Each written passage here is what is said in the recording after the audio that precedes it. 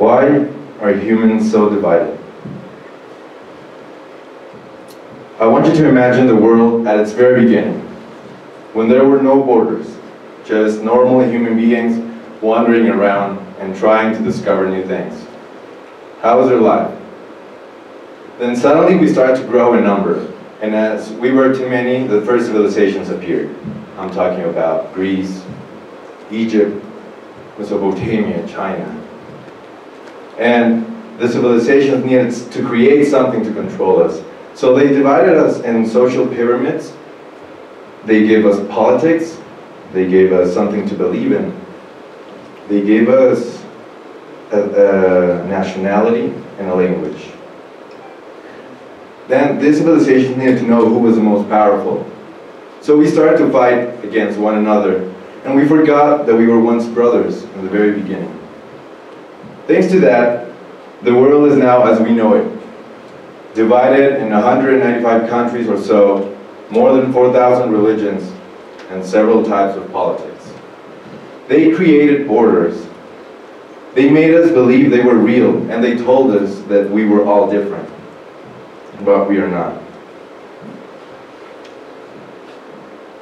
If we look at a map, we can see thousands of divisions. But if we went to the place where the map says there's a line, we might see something made of concrete and steel. Maybe a fence, maybe a wall, or maybe we will see nothing. So borders are not real. They don't really exist. Our real borders are mountains. Our real borders are oceans and rivers. I want to go back a little bit in history and see the greatest achievements of humanity. We turned down the greatest empires. We discovered new lands.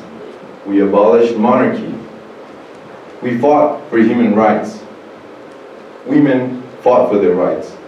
Then black people also fought for their rights. The man got to the moon. We turned down a wall in Berlin. The country we least expected elected the first black president.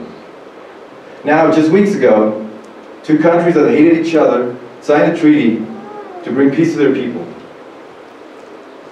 How was all this possible? How were these people able to do it? They had something in common. They erased borders from their heads. They believed in the world like the very beginning. No matter who they had to talk to, what their religion was, what their nationality was, they always went to accomplish their dreams.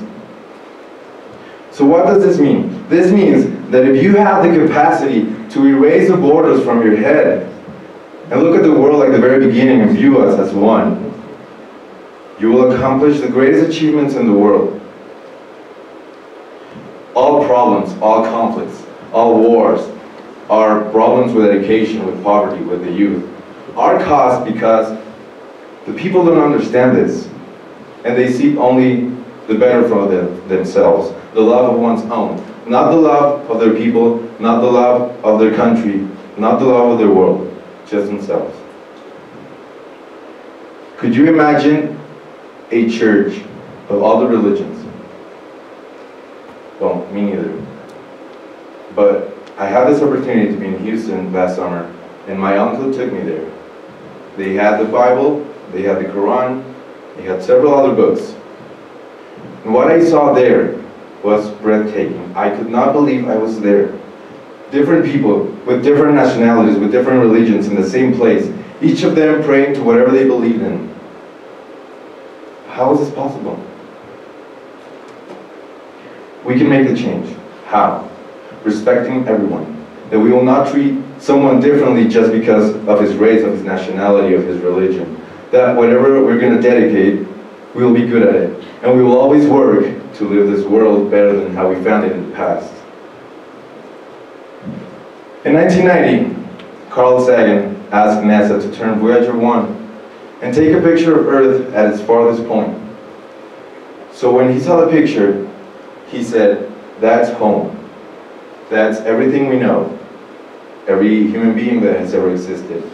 Every war, every empire, every human discovery right there." So we are nothing compared to the universe. But our goal here is to create something out of that nothing.